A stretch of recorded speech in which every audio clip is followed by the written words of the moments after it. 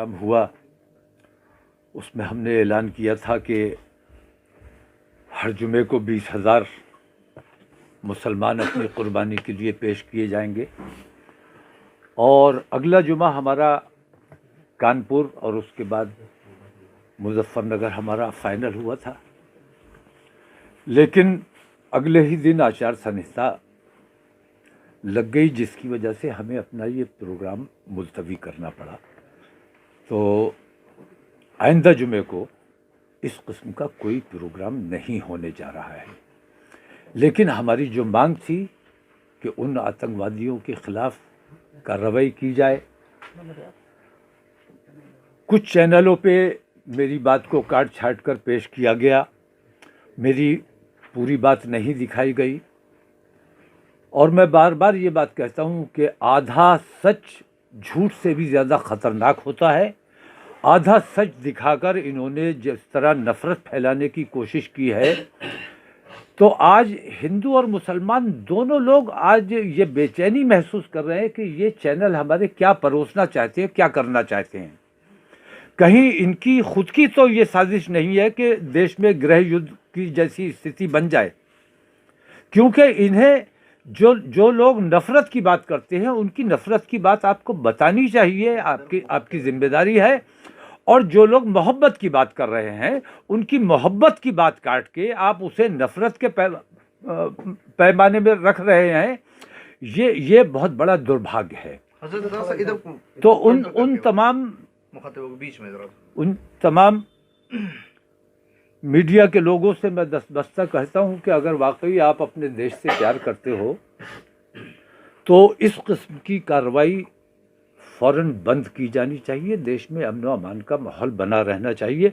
और मैंने उन लोगों ने कत्ल की धमकी दी, मैंने गांधीवादी तरीक़े का इस्तेमाल करते हुए और अपने देश से प्यार और मोहब्बत का इजहार करते हुए मैंने ये कहा कि भाई आप मारना चाहते हो, हम मरने को तैयार हैं। 20 लाख हम एक बार में आपको नहीं दे सकते, हम एक मैदान में जमा हो जाते हैं 20-20 हज़ार किस्तों में। हर जुमे को आप आइए, हमारा कत्ल कीजिए, चाहे अपनी पुलिस से कराइए, चाहे अपने आतंकवादियों से, गुंडों से कराइए। हम अपने देश के लिए कुर्बानी देने को तैयार हैं। और अगर ये आपका असल मकसद कत्ल करना नहीं है बल्कि नफ़रतें फैलाना और हिंदू और मुसलमान दूरी पैदा करना असल मकसद है आपका, तो फिर आप ये कीजिए कि अगर वाकई लड़ने का शौक़ है, सिर्फ नफ़रत फैलाना। जब चिलम का दम ज़रा कस के लगा लेते हैं तो वो कुछ भी बोल देते हैं। तो चिलम वालों के जवाब में मुझे कुछ कहना मैं इस वक्त मुनासिब नहीं समझता हूँ। ये और इस वक्त मैं चुनावी बातें या किसी नेता की हिमायत या मुखालफत मैं समझता हूँ ज़रूरी नहीं समझता।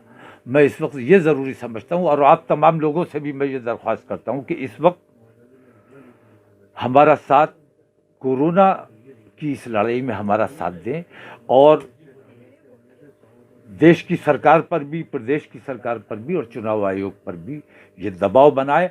आम हिंदू और मुसलमान से मैं ये दरख्वास्त करता हूँ कि चुनाव आयोग पर दबाव बनाया जाए कि पहले कोरोना से लड़ाई होगी, उसके बाद चुनाव की लड़ाई होगी, उससे पहले चुनाव नहीं होना चाहिए। बहुत शुक्रिया। इसने पिछले चुनाव नहीं लड़के मैंने जो कुर्बानी दी है, मुझे उसका असर देखना है कि मेरी मेहनत का क्या असर हुआ। लेकिन इस वक्त मैं ये समझता हूँ कि देश हित में चुनाव कम से कम 4 महीने के लिए टाला जाना बेहद ज़रूरी है। तो मैं इस वक्त चुनाव की बात नहीं करना चाहता, पार्टी की बात नहीं करना चाहता, अपनी पार्टी के सिलसिले में कोई बात नहीं करना चाहता। मैं इस वक्त सिर्फ अपने देश की और देशवासियों की फिक्र कर रहा हूँ और उन्हीं के हित की बात कर रहा हूँ। मेरा सवाल आपसे ये है कि अगर सरकार चुनाव कराती है, मान लीजिए इस दौर में चुनाव कराती है, तो क्या आपकी पार्टी भी चुनाव लड़ेगी? आपकी पार्टी, आप अपने कैंडिडेट खड़े करेंगे विधानसभा चुनाव में या किसी पार्टी को समर्थन देंगे? पार्टी का मामला ऐसा है कि पिछला चुनाव हमने नहीं लड़ा, पार्टी थे, इसके बावजूद हमें लगा कि हमारे लड़ने से फ़िरका परस्त ताकतों को फ़ायदा हो सकता है। अभी भी मेरी तमाम पार्टियों से बातचीत चल रही है, कोई फ़ैसला अभी नहीं हुआ है, लेकिन अगर ज़रूरत पड़ी, चुनाव की हमारी तैयारी मुकम्मल है। बरेली और मुरादाबाद मंडल हमारे पास साधनों की कमी है, तो हम ज़्यादा नहीं लड़ सकेंगे। बरेली और मुरादाबाद मंडल की कुछ सीटें हमने टारगेट की हुई हैं, उन पे हमें चुनाव लड़ना है।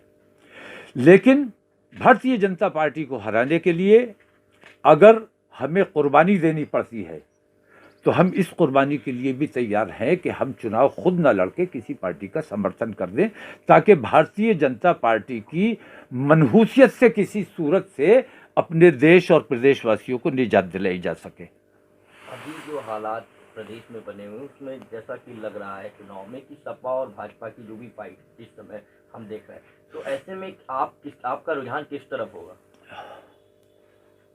देखिए, समाजवादी की सरकार मैंने देखी है, समाजवादी की सरकार में मैं मिनिस्टर भी रहा हूँ, और 12 से 15 तक हमारे प्रदेश को जिन तकलीफ़ों से गुज़रना पड़ा है, 12 से 17 तक जिन तकलीफ़ों से हमारे प्रदेश को गुज़रना पड़ा है वो लोग भूले नहीं हैं, और ख़ास तौर से मुसलमानों को जिन तकलीफ़ों से गुज़रना पड़ा है, क्योंकि उस वक्त यही जो आज सत्ता में बैठे हुए हैं यही लोग जगह जगह दंगे कराते थे, कहीं मस्जिद पे हमला करते थे, कहीं मुसलमानों पे हमला करते थे, कहीं लिंचिंग करते थे, कहीं कुछ करते थे, और ये रोज़ाना तकरीबन उत्तर प्रदेश के सभी ज़िलों में छोटे बड़े कुल मिला के 176 दंगे हुए थे। जिस वक्त निकल रहे होंगे आप ज़रा अंदाज़ा लगाएं, 15 लाख मरीज रोज़ WHO ने बताया है कि कैसी त्राही होगी। इन हालात से दो चार हमें ना होना पड़े, देश को ना होना पड़े, इसके लिए हमें अपनी सारी एनर्जी और अपनी सारी ताकत कोरोना से लड़ाई में लगानी चाहिए, और बाकी तमाम लड़ाइयों को इस वक्त बालाए ताक रख देना चाहिए। दारी से दूर हो जाते हैं, अपने रब से लौ लगाते हैं, भगवान की शरण में चले जाते हैं, उनको तो प्यार की बात करनी चाहिए, प्यार फैलाना चाहिए, नफ़रतों की बात नहीं करना चाहिए। उस पूरी अधर्म जो संसद थी, उस पूरी अधर्म संसद में जो कुछ भी हुआ, मैं समझता हूं कि उसमें सिर्फ एक साधु था, बाकी सबके सब साधु के भेष में राक्षस थे। एक ही साधु था जिसने महसूस किया कि इस धर्म संसद में जो कुछ भी हो रहा है ये अधर्म है, और उन्होंने उस धर्म संसद का बाइकआउट किया और वहाँ से वॉकआउट किया उन्होंने। तो ऐसे अच्छे, हालांकि उन्होंने हमारी हिमायत में वॉकआउट नहीं किया था, बल्कि उन्होंने गांधी जी लेकिन वहाँ जो कुछ भी हो रहा था उन्होंने महसूस किया कि गलत हो रहा है, ये नहीं होना चाहिए, इसलिए उन्होंने वहाँ से वॉकआउट किया। तो ऐसे साधुओं की ज़रूरत है। और हिंदू समाज से भी मैं कहता हूँ कि आप तो साधुओं को हमसे ज़्यादा जानते पहचानते हो, हम भी साधुओं का एहतराम करते हैं जिन्होंने दुनिया अपने रब के लिए त्याग दी, उनका एहतराम किया जाना चाहिए। लेकिन उन साधुओं को भी याद रखो जो रावण के भेष में आए, रावण जो साधु का भेष बना के आया था सीता मैया का अपहरण करने, वो भी साधु बन के आया था। तो एक बार रावण आया था साधु का भेष बनाकर सीता मैया का अपहरण करने और महापाप करने। आज ये साधु उसी रावण का, उसी के वंशज हैं, उसी के पैरोकार हैं, उसी के पैरोकारी पे अमल करते हुए वो सीता मैया का अपहरण करने आया था। ये हमारे देश की एकता, अखंडता और हमारे देश की शांति का अपहरण करना चाहते हैं। ऐसे साधुओं का बहिष्कार होना चाहिए, ऐसे साधुओं को जेल में डाला जाना चाहिए, ऐसे साधुओं का इलाज हमारे हिंदू भाइयों को करना चाहिए। क्योंकि अगर रावण बुरा है तो रावण के जो समर्थक हैं और जो रावण के उस काम पे अमल कर रहे हैं, उसके तरीक़ों पर अमल कर रहे हैं, वो भी उसी सज़ा के मुस्तहिक़ हैं।